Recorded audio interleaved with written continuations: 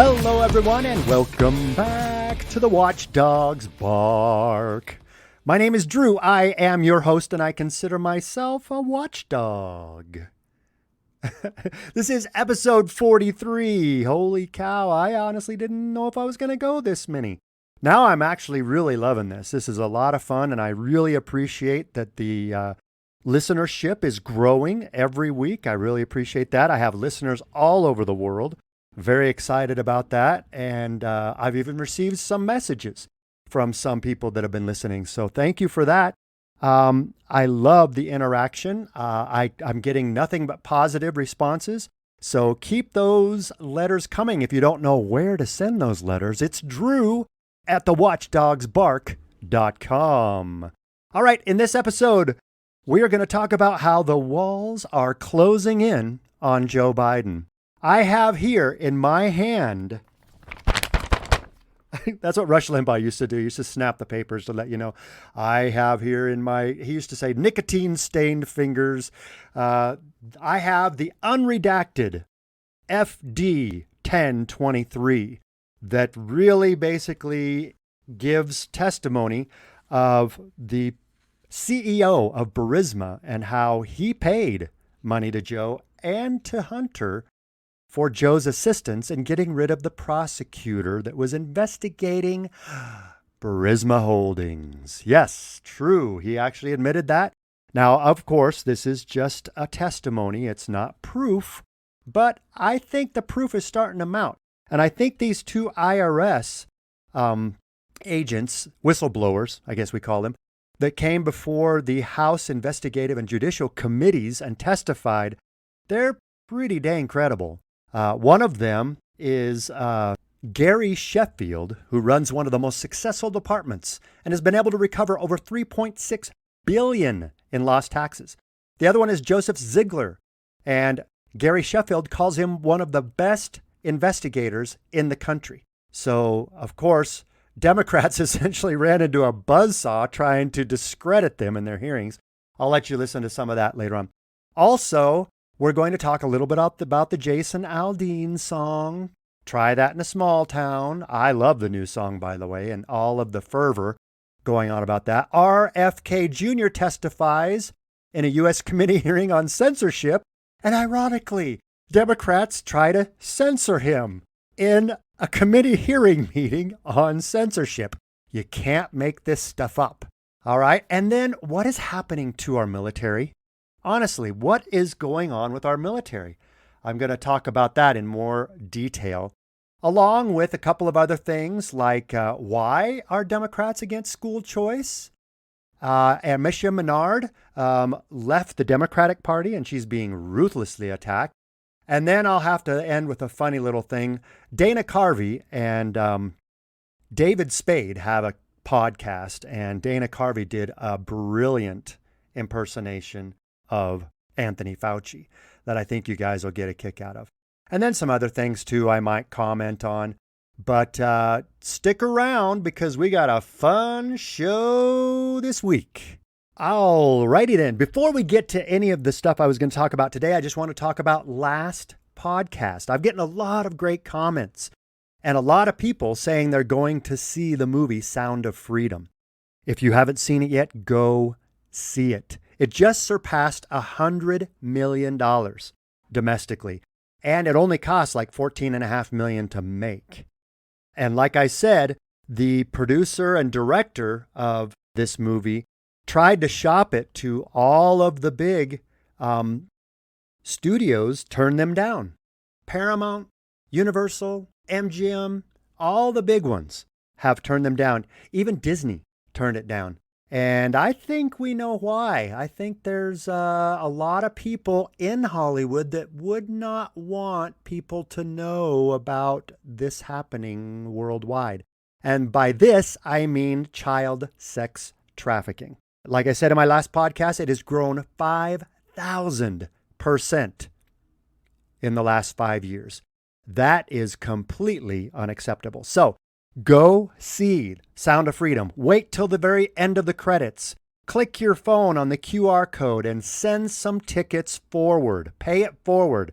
For people that cannot afford tickets, or that, don't want to go see the show, but if they get free tickets, they'll go.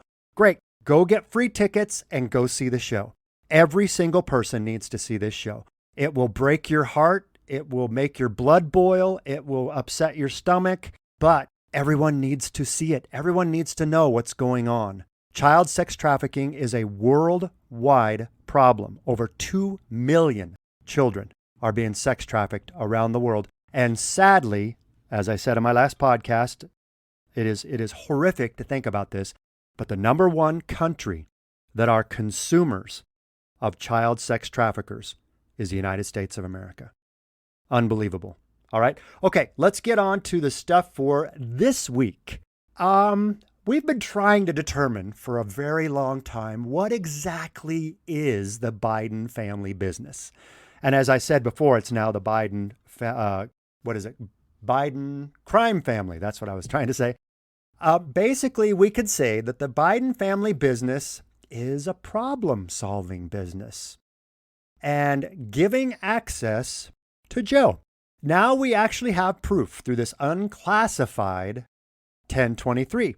The CEO of Burisma Holdings, his name is Mykola Zlochevsky, and he writes, or basically he was telling the person interviewing him and the person that wrote all the information for this unclassified 1023, basically they were talking about how it would be problematic to raise capital in the U.S. given Shokin's investigation into Burisma. You remember, Shokin was the prosecutor that Joe Biden got fired by threatening to withhold $1 billion of U.S. aid to Ukraine unless they fired the prosecutor. And you remember, Joe Biden, like, I'm leaving here in 6 hours, and if the prosecutor's not fired and, you're not getting the money. Well, son of a bee, they fired him. So he loves to brag about things he pulls off. And like I said, I think that's going to be the undoing of Joe Biden, especially now that we have kind of a combination of Joe Biden unhinged and dementia Joe Biden kind of happening. He's saying things that he's not supposed to say out loud and doing things in public that are very strange. So, by the way, what I'm talking about, when he was in Iceland, he went up and did the num num num num num on the back of a strange child. Mother's holding the child in her arms, a little girl, probably 2 or 3, if that. Yeah, probably about 2 or 3. And Joe Biden just goes up to the back of the neck of this child he doesn't even know and goes, hum, hum, hum, hum, hum, hum. And the girl is like freaking out and the mother's kind of like turning away. And Joe Biden just does it again. You're like, oh my gosh, Joe, if that was your child or grandchild, maybe that would be appropriate in public, but not a stranger's in a strange land. And by the way, it's still sad to me that Joe and Jill do not recognize their 7th grandchild. Yes, they do have a 7th grandchild. Hunter Biden had a child with a stripper in Alabama. And this girl is 4 years old now, and the Bidens have disavowed her. So Joe talks about his 6 grandchildren. You always remember he's missing 1. Joe and Jill Biden actually have 7 grandchildren. Okay, so getting back to the 1023. Sorry, I went off on a little tangent there. Basically, they were talking about how probably the best course of action would be to go ahead and pay the $50,000 to hire an attorney to litigate this in court and, get this prosecutor off. And Zlochevsky laughed at the number 50,000, not because of the amount, but because it had a 5 in it. And he says, oh, ironically, it cost me $5 million to pay one Biden and $5 million to another Biden. And Zlochevsky responded later on when he was talking about, are you sure everything's okay? He says, don't worry. Something to the effect of, don't worry, this thing will go away. And Zlochevsky had already paid the Bidens $5 million each. And then right after that was when Joe Biden threatened to withhold that $1 billion of aid if Ukraine didn't fire the prosecutor investigating Burisma, the company which his son sat on the board of directors. And later on, this Zlochevsky stated he didn't want to pay the Bidens, but he was actually pushed to pay them. Remember I talked about the Biden crime family? And we read that the transcript of the WhatsApp of Hunter Biden pressuring a Chinese official that they need to pay him and that they were going to lose patience, and his dad was sitting right next to him. Yeah, well, that's okay. That's what the Bidens do. It looks like Hunter Biden is the bag man that goes around and threatens everyone, and everybody else just kind of collects the money, and Joe sits on top of it all, tries to stay out of everything, but we have proof that he hasn't been staying out of things.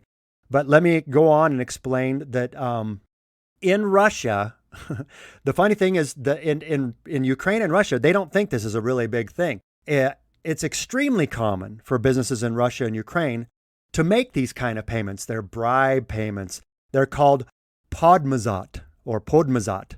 I don't know how to pronounce it. I don't speak Russian. Maybe I should learn Russian. I have an unlimited lifetime membership to Babbel. Maybe I'll start learning Russian. Anyway, podmazat means to oil or lubricate or makes things run smoothly. In other words, to bribe political officials so they will pass legislation that benefits your company. There's a little bit of podmazat going on in our country, sadly. And also, there's really interesting conversation that goes on with Zlochevsky, where he talks about how he also has many text messages and recordings saved, showing how he was coerced to make these payments. And he even says that, you know, one of the things we have to do is keep Hunter Biden on the board of directors, even though Hunter Biden is really, really dumb. They say that quite a few times, actually, in this 1023. They said Zlochevsky even says that Hunter Biden is stupid and his dog is even smarter. But they need to leave him on the board of directors of Burisma so everything will be okay. I wonder what they mean by that. Gosh. You don't have to think very much, because Joe Biden admitted publicly that he threatened the Ukrainian government to fire a prosecutor looking into Burisma Holdings and their corruption that his son was on the board of directors of. If they didn't fire that prosecutor, they wouldn't get the $1 billion in U.S. aid. That is called quid pro quo. That's also called bribery. That's also racketeering. Hunter Biden, I guess right now the committee is going to present 9 or 10 criminal recommendations for Hunter Biden, including bribery, racketeering, wire fraud, all kinds of things. But, you know, it's good to be a Biden because nothing is going to happen. I hope it does. And I mean, the chances are very, very slim, because I don't think the Senate will convict. The House will recommend these charges, and then the DOJ will either choose to enforce them or not. And since the DOJ is in Joe Biden's pocket, I think the chance of them enforcing and pressing these charges and going after Hunter and making him serve real time rather than just a slap on the wrist and probation is very, very slim. It's good to be a Biden, huh? Now, these two whistleblowers recently that testified, Gary Sheffield and Joseph Ziegler, that is really interesting because they were very, very clear in everything they were talking about and very, very credible.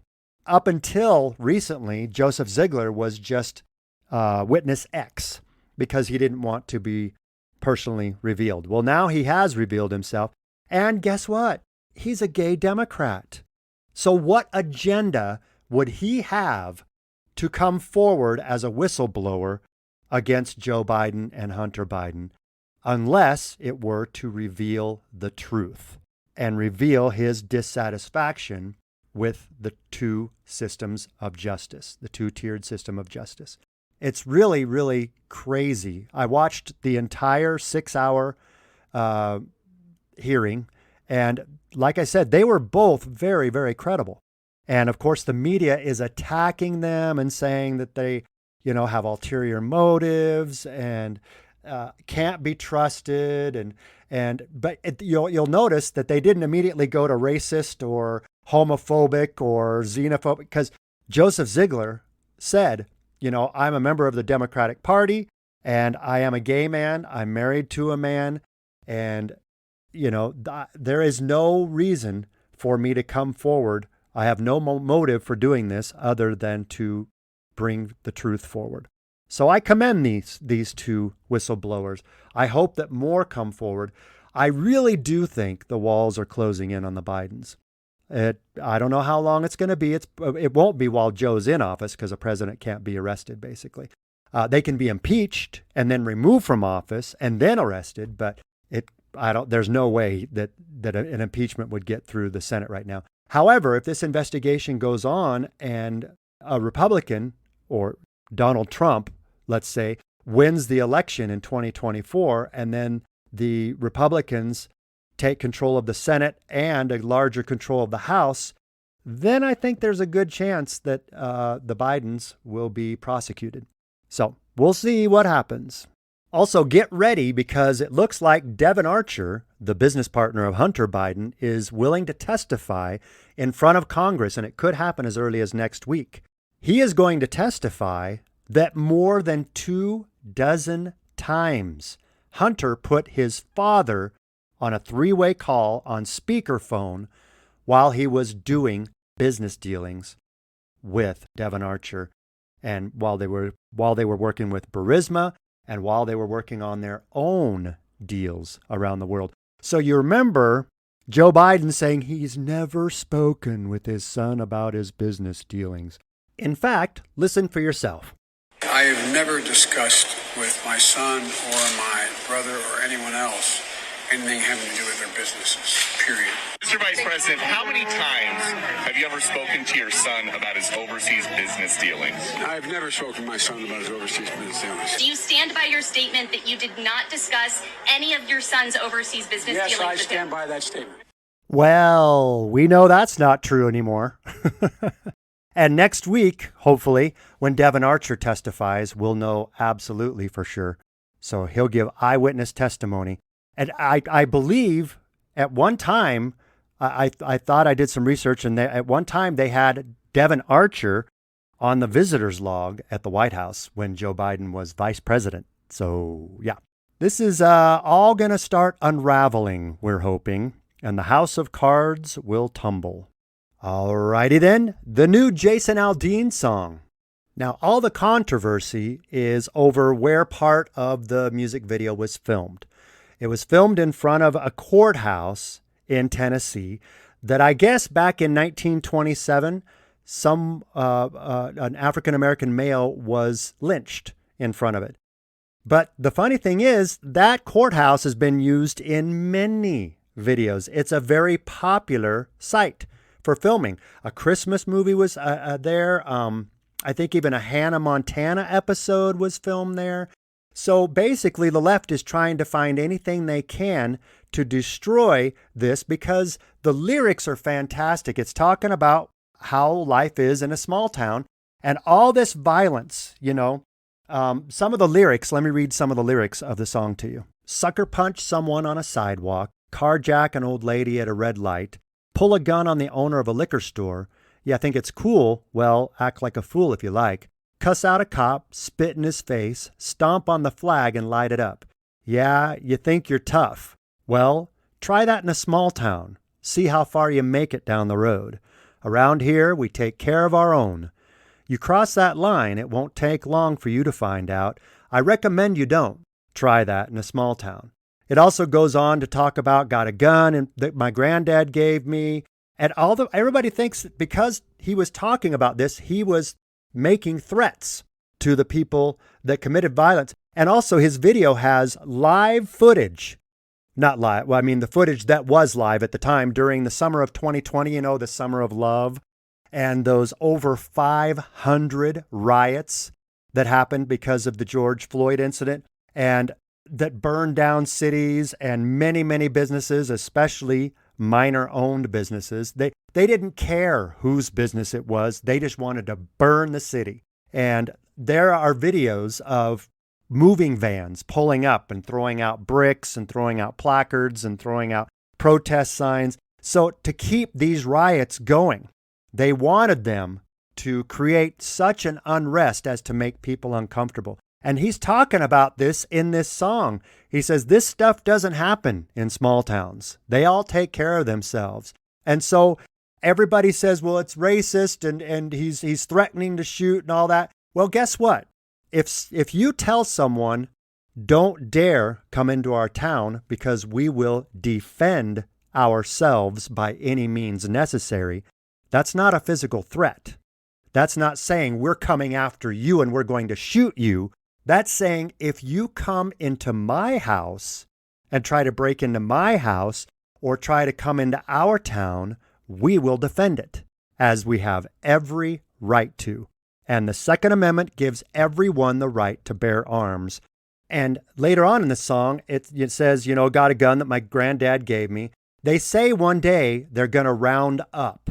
So he's basically saying the government has been threatening for a long time to get guns. And he's absolutely right, especially the people on the left. They want everyone to get rid of guns. Whenever there's a mass murder or, violence, every single weekend in Chicago, by the way, they blame the gun.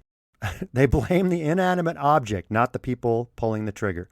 So that's what he's talking about. They want to come take the guns. This is not a song that threatens anything. This is a song that is a threat to the left and their agenda, and that is why they are attacking it full-throated. Also, keep in mind that Jason Aldean was actually performing in Las Vegas the night the shots rang out from the Mandalay Bay of the idiot that was shooting down into the crowd of country music goers. So he may be quite aware of all the insanity going on and basically just saying it doesn't happen in small towns. It only happens in the big cities. And that's because of the rules are so much different in big cities. They like no bail and, lowering penalties for federal crimes or felonies down to misdemeanors. That they don't do that in small towns. They throw your ass in jail. So that's what he was talking about in his song. Oh, and one thing that's fantastic is go watch all the reaction videos of this song, particularly people of color reacting to it and hearing everybody's reports about how racist it is. Almost unanimously, they're going, that's not racist. That's true, man. In small towns, they don't put up with that crap. So that's basically all this is about. Go listen to the song because it's absolutely amazing. I wish I could play a little bit of it, but I don't have the rights to it and, copyright things. I hope I get big enough to where I can start doing intros and outros of famous rock songs. I am a huge fan of 70s and 80s rock, like Boston and Kansas and Styx and Journey and, all those bands back then, I think were some of the best bands ever, some of the best songs ever. And I would love to have intros and outros of, commercial breaks as soon as I start getting sponsors that will play the songs that I love so much, and we'll be able to buy a batch of the rights to a certain amount of songs. So I know that's how it works in the radio industry. So I'm hoping I get big enough that happens because I really do love music. I don't know if I told you or not, but there was about 18 years of my life where I was a professional DJ. And I DJ'd in dance clubs for 7 years and then as a mobile DJ for 11. And I had a great time. So I'll tell you more about that maybe later on as I maybe talk about more of my life. But anyway, I just want you guys to understand there's a reason why the left is trying to ban this song. And it is the reason why you need to go buy this song and play it nonstop. It's got 10 million views on YouTube now. And like I said, it's the #1 song on iTunes. So let's keep it going. We have the power. We can make Sound of Freedom the top grossing movie of 2023. And we can make Try That in a Small Town by Jason Aldean the #1 song of 2023. It's up to you. So go do it, because the left is losing their minds. Oh, speaking of losing their minds, listen to the reaction to RFK Jr. testifying in, and you can't make this up, seriously, the U.S. committee hearing on censorship. The Democrats in that meeting were trying to censor RFK Jr. Listen to his response to what they were doing. Many of my fellow Democrats, I've spent my life in this party. I've devoted my life to the values of this party. This 102 people signed this. This itself is evidence of the problem that this hearing was convened to address. This is an attempt to censor a censorship hearing. The charges in this, and by the way, censorship is antithetical to our party. It was appalling to my father, to my uncle, to FDR, to Harry Truman, to Thomas Jefferson, as the chairman referred to. It is the basis for democracy. It sets us apart from all of the previous forms of government.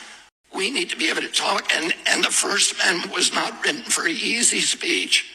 It was written for the speech that nobody likes you for. Exactly. The freedom of speech, the First Amendment, was not written to protect speech that you all agree with. It is to protect speech from people that disagree with what you're saying. That is true freedom of speech. I've said that before. If you really want true freedom of speech, then you have to be willing to defend someone saying something that you abhorrently disagree with the same vigor as someone saying everything you agree with. That is true freedom of speech. And that is what sets this country aside from every other country in the world. You can go out on the corner and you can badmouth the president and the Congress and your local leaders, and you can tell that to the heavens, and you can burn a flag, you can burn a Bible, you can take a copy of the Constitution and rip it in half. You have those rights in this country. That's called freedom of speech and freedom of expression. And it needs to be protected, and it needs to be absolute, in my opinion. And you will not be arrested. In other countries, not so much. That's the point that RFK was trying to make, that we have to have freedom of speech. Now, listen to the verbal gymnastics Democrats get into when they're questioned as to why they censored RFK Jr. during the censorship hearing. Well, I can't find the actual clips, but basically, Stacey Plaskett and Debbie Wasserman Schultz and others that tried to censor RFK during the censorship hearing said, well, we weren't censoring. We were just preventing him from spreading dangerous rumors and incorrect and misinformation, And basically, you just kind of sit there going, that is censorship. You're censoring things that you disagree with. And remember what I said in a couple podcasts ago. I think, honestly, at this point, the difference between conspiracy theories and the truth is time. Because there were so many conspiracy theories 3 years ago about COVID and the lockdowns and masks and all that. And all of those have been proven true now and now are pretty much general knowledge. So I think we just need to wait a little time, and these conspiracy theories that RFK has been talking about will be proven true. But, I don't agree with everything RFK Jr. I like him. I think the kind of disruptive ticket that would make everyone lose their minds on both sides would be Trump RFK Jr. That would be bizarre, but crazy because they're both disruptors. And I think we need major disruption in this country. I don't know, just something to think about. Again, if you agree or disagree, write me, drew@thewatchdogsbark.com. All right, what honestly is happening in our military? We know what's happening in our schools. We know what's happening in our universities and colleges. We know what's happening in corporate America. And now it's happening in our military. So we can now tell the world that we are the most diverse military.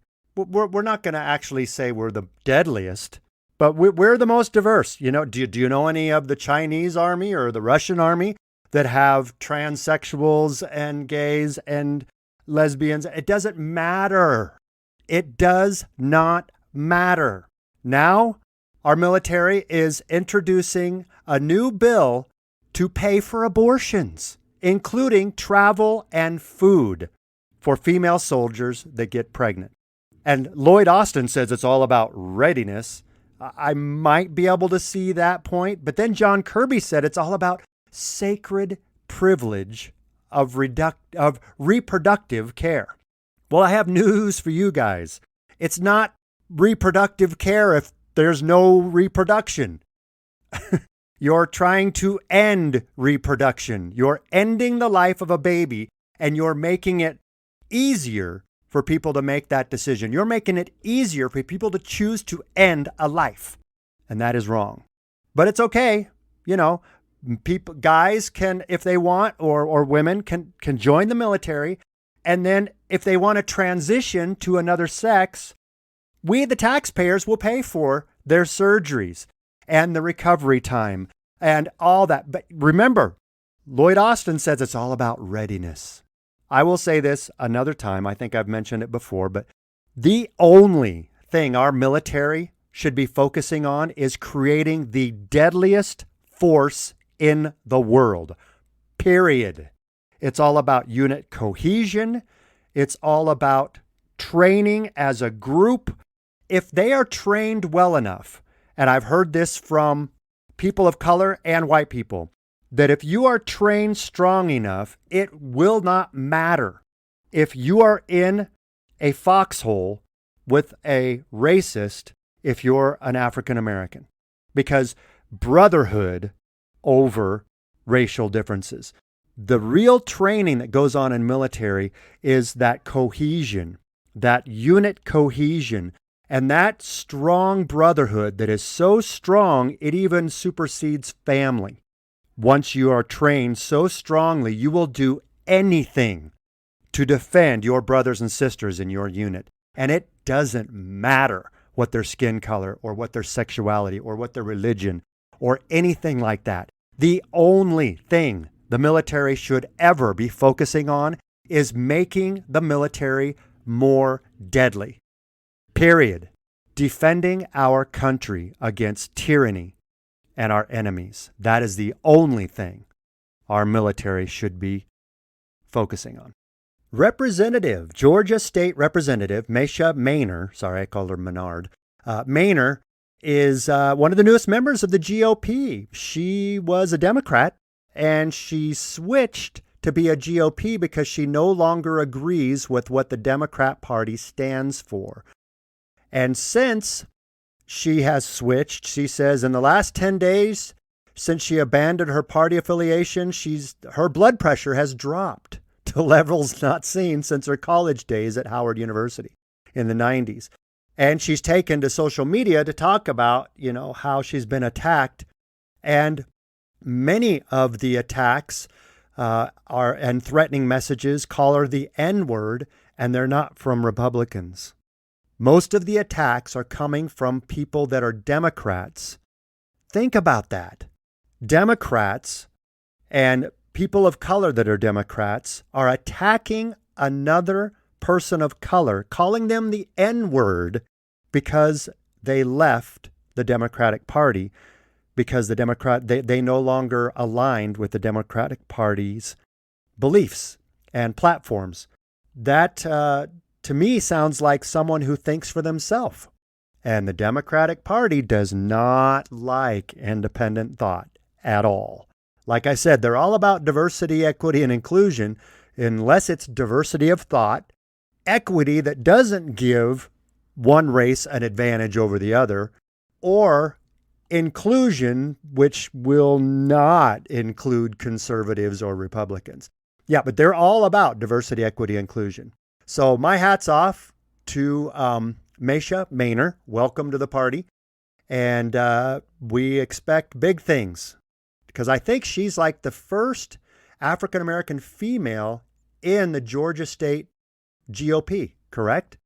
I think I'm looking at it. Yeah, yep, that's true. So I think that's fantastic, and I hope this is a trend. I think there was a New Jersey representative that left the party too. So, people that are watching what's happening are seeing that the leadership and the far left, like the squad, is trying to take too much power from the Democratic Party. The Democratic Party is no longer a liberal, clear-thinking party. The Democratic Party has given full access and power to the radical left, socialists, and communists. Of course, that's my opinion. And if you disagree or agree, you know what to do. Okay, why are Democrats against school choice? They claim to be the party that cares the most about the children and how they're raised and the unfairness of inner city school kids not getting the same education as private schools and, schools in the suburbs, that there's a less quality of education. Well, school choice basically means that each child is worth a certain amount of money. And whatever school gets that child gets that money. So school choice would allow parents to choose which school they wanted their children to go to. That, to me, seems like what's best for the children, especially minority children and inner city kids that do not have the best quality education. If you look at the schools in the inner city and the schools in the suburbs, they're vastly different. They're not in the inner city and poorer neighborhoods. They're not kept as well. They don't have the good books and textbooks. They don't have, the high quality equipment and computers. They don't have the same education as the kids in the suburbs and in private schools. And if all kids are allowed to choose, them and their parents are allowed to choose which school they go to, that would fix a lot of these problems, because then schools would be trying to improve their staff and curriculum and their school's appearance to attract more kids, because the more kids that come to the school, the more money they get. I think what they say is each student's worth like $7,500 per semester or whatever. Let's have school choice. That's one way to fix education. One thing that I'm really disappointed in our education, and it is antiquated, okay? This education system we have right now was created during the industrial era, okay? And it was created to teach farm kids how to read instruction manuals to pull levers and push buttons in manufacturing plants. That's it. That's what education was. Okay, that's what the universities and other school systems were created to do. Now, I think we are at a point now where we have so many tools that children can use to advance extremely quickly. Speed reading, math by memory, all these courses that are out there that we should be utilizing from kindergarten. We should be utilizing from the very first time the child opens a textbook or starts learning about any particular subject. We should be letting them use all of these tools to advance as fast as possible to the ones that can. And the other ones, just make sure the tutors and are super educated and versed in all these new techniques and new tools available. I think we could improve the education system vastly in this country if we got rid of a lot of the idiotic curriculum and instituted school choice. So why are the Democrats against school choice? Because they want children uneducated. They want to dumb down the education system. They say that they're doing all this. They're taking away the SATs. They're changing math where you don't have to show your work as much, and where things are a lot easier. And they're changing the grading system where there's no longer a requirement to read and write and understand math at a certain level when you graduate from high school. And they say they're doing this because of equity, because there's some kids that just can't keep up. And so it's not fair to them. Well, sometimes the reason why they're not keeping up is they're not studying. They're not doing homework. They're going out and playing with their friends, or they're involved in gangs, or they have other things that they're harder focused on, and they're not studying. And sometimes there is developmental, issues. But for the most part, again, instituting all of these tools will allow everyone to compete, I believe, at very similar levels. Okay, just a couple more quick things I want to talk about, and then I'll let you listen to this wonderful exchange between Dana Carvey and David Spade when they were talking about Anthony Fauci and his need for numerous booster shots. It's hilarious. Okay, one thing, I don't know if you know or not, we have reason to celebrate. Joe Biden broke another record. Are you ready for this? Since 2023 started, there have already been 140 people on the terrorist watch list apprehended at our border. You remember last year, it was 98. Now we're talking fiscal years, which is like September to September or October to September. So we're coming up to the end of fiscal year 2023, and 140 people on the terrorist watch list have been apprehended at the border. Just think about that. If 140 have been apprehended, you have to assume at least that many haven't been. This is kind of an indicator to me that countries are now trying to sneak terrorist cells into the U.S. because we have no border security going on. And the last year of Donald Trump's presidency, there were three people on the terrorist watch list were apprehended at the border. Now it's 140. Boy, they are doing wonders on the border right now with this administration, aren't they? All right. One thing that's driving me absolutely bananas, it honestly seems, and I know this is kind of obvious, but it seems even more now that the LGBTQIA plus community is a social contagion. At Brown University, they say that 40%, that's right, 40, almost half of their student body have declared themselves a member of the LGBTQIA plus community. They say they are not straight. They're either trans or gay or lesbian or whatever other classifications there are in that community. That proves to me, number one, it's not possible. Okay. Now it definitely is a social contagion. There are so many children watching nonstop videos of people that are in that community, and they're watching their happy, fun videos, and everything's wonderful in their life. And some of them are boys or men acting like little girls. You know who I'm talking about. And all the other people, and they're all saying how happy they are. And these poor kids who are in poor situations and just want things to be better in their life, and they want to be happier. And they believe if they declare themselves a member of this community, they will be happier. It has nothing to do with their sexual orientation or a mental disorder called gender dysphoria. It's a social contagion now. And it doesn't help when the CDC now talks about chest feeders and menstruators.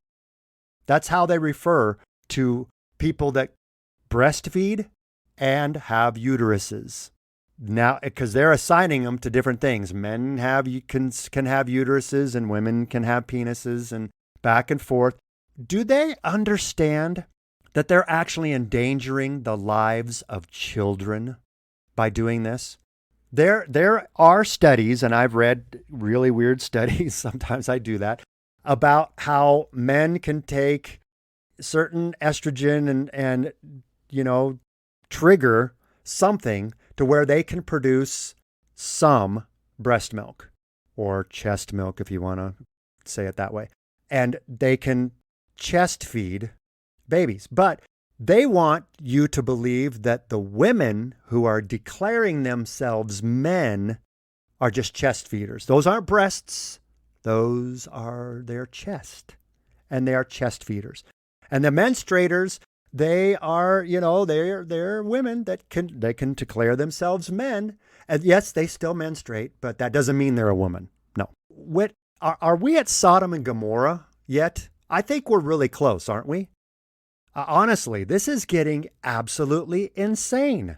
In the future, birth certificates won't have their father's and mother's sex. It'll be partners or menstruators or the pregnant person and the sperm donor. There won't be anything they won't know the sex of the child. It won't be on the birth certificate. It'll be determined later.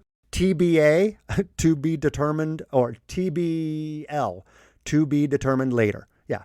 So what is happening? This is absolutely insane. And like I said, please go back to my second podcast, What is Happening in Our Schools, and listen. Actually, do better than that. Go to YouTube and type in Yuri Bezmenov and listen to you can listen to the hour-long speech. I did. It's fantastic. And this was in the 80s. He was talking about a multi-generational step to demoralize, desensitize, and destroy the United States of America. And this plan is working brilliantly because we have entire generations of children that they do not trust their parents anymore. They're declaring themselves different sexual identities to try and become more popular, not because they feel that way, just because they want to be a part of the group. Some of them are rebelling against society and their parents, and that's why they're doing it. It is a social contagion, and it has to stop. It really does. Otherwise, entire generations are going to be completely ineffective members of society. All they will focus on is their sexual identity and have to tell everybody. And everybody needs to understand why they have, different color hair every day and nose rings in and all these things were rebellious, signs of rebellion. When we were younger, pierced ears and long hair and eye makeup and all these different things. Now it's a social contagion because social media has made it fun, exciting, and they are lying to children saying, this will make you happier.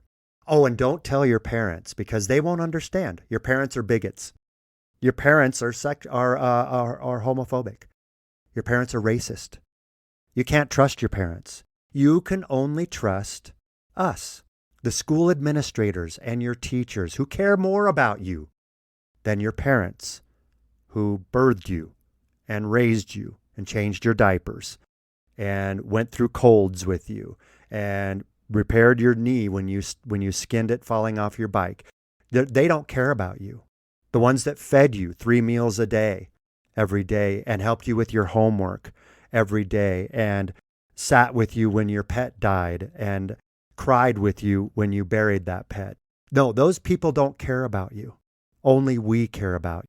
So don't tell your parents about your new identity. We'll get everything done. We'll stop your puberty with puberty blockers, and we'll schedule surgery without your parents' permission. We don't need your parents' permission. This is all insane. And lastly, I will say this, it's all for money.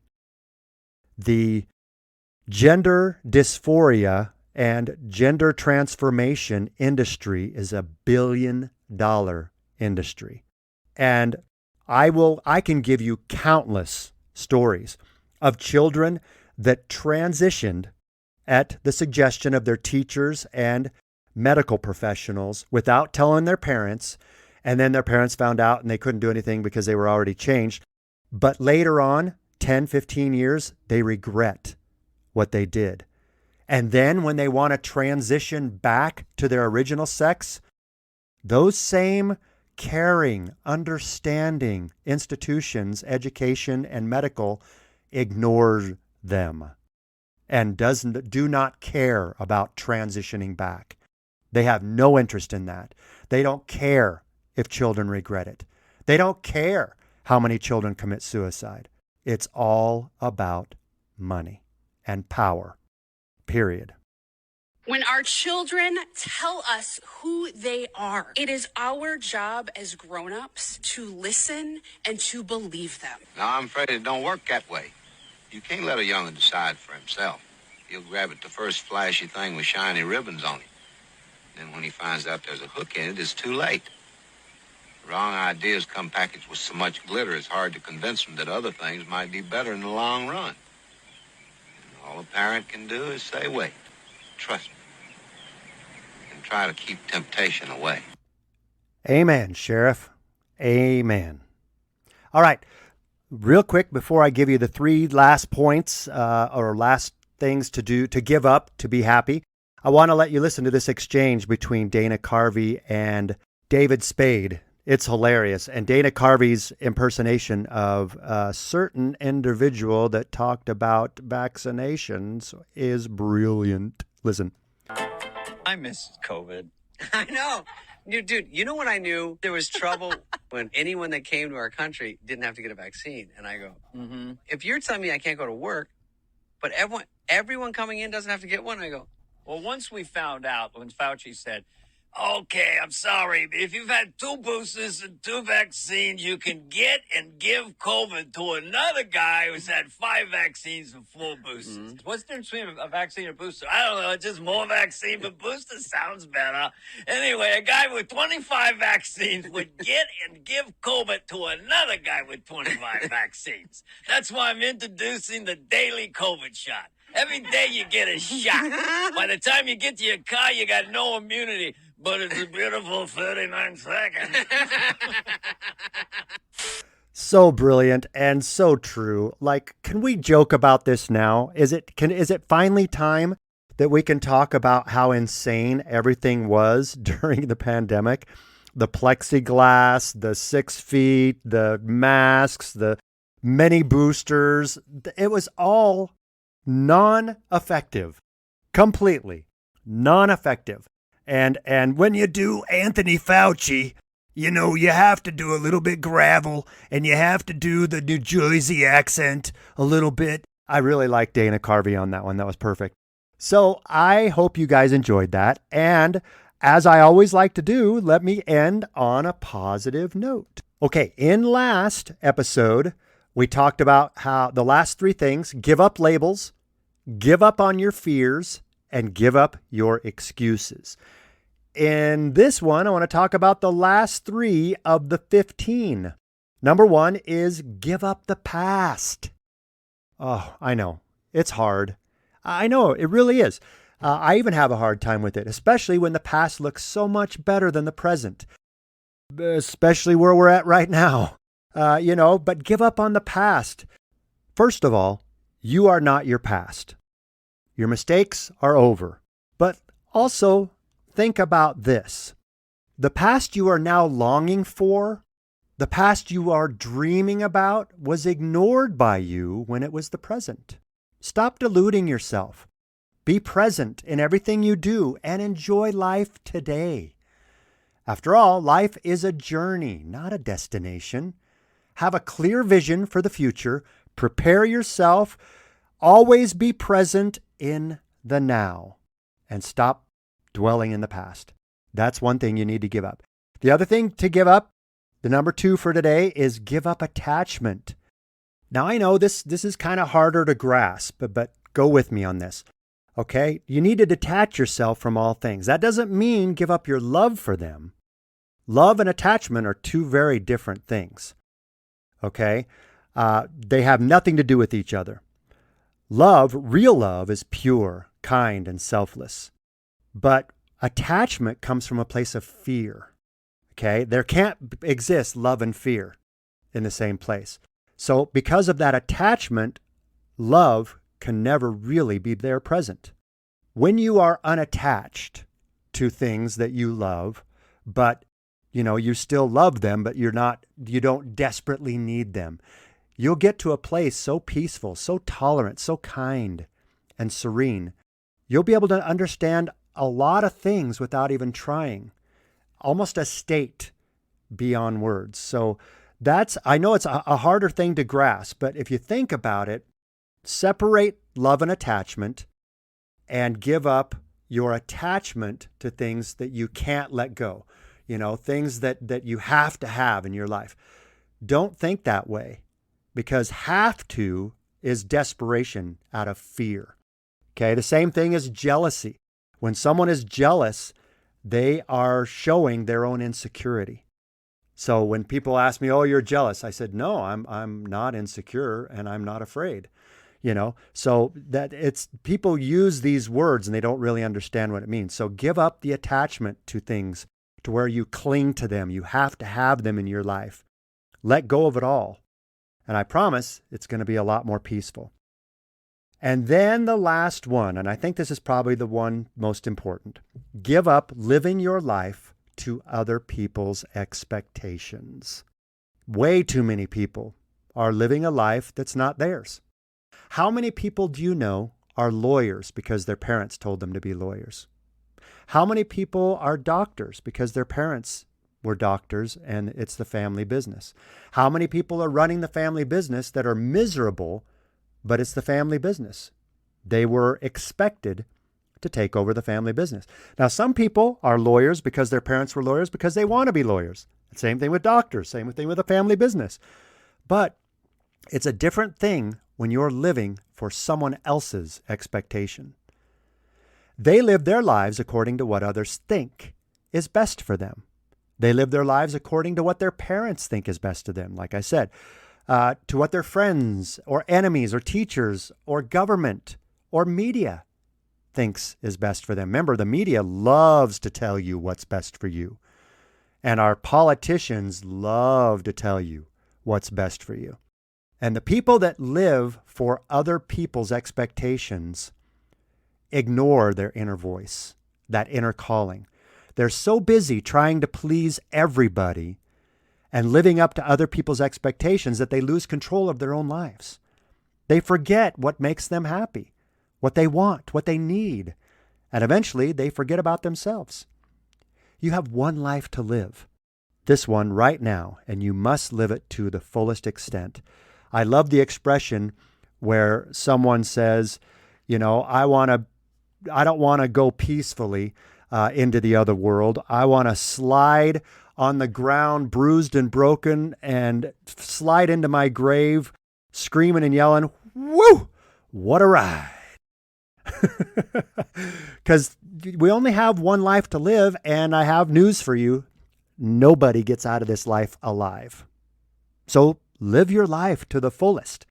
All right, just a quick review of the 15 things that you should give up to be happy. Number 1, give up your need to always be right. Number 2, give up your need for control. Number 3, give up on blame. Number 4, give up your self-defeating self-talk. Number 5, give up your limiting beliefs. Number 6, give up your complaining. Number 7, give up the luxury of criticism. Number 8, give up your need to impress others. Give up your resistance to change is number 9. Number 10, give up labels. Stop labeling people. 11, give up on your fears. 12, give up on your excuses. And the past 3, or the 3 in this podcast, give up on the past. Number 13, number 14, give up attachment to things based on fear, not love. And number 15, give up living your life to others' expectations. Let me give you an analogy. When you're driving a car, the windshield is where you see the clearest and the largest, widest vision. The windshield.